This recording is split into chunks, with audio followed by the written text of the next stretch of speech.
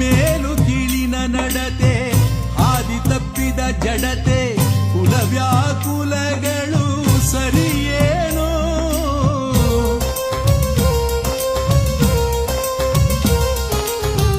ರೋಷ ದ್ವೇಷದ ಉರಿಯು, ಲೋಭ ಮೋಸದ ಪರಿಯು, ಸಾಗುವ ದಾರಿಗೆ ಬೆಳಗೇನು.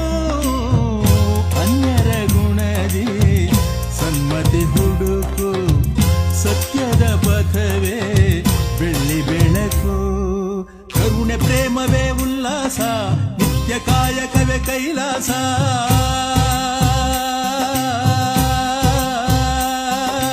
ಚಿತ್ತ ನಿರ್ಮಲದಿ ಸಂತೋಷ, ನೀತಿ ಮಾರ್ಗವೇ ಭವನಾಶ.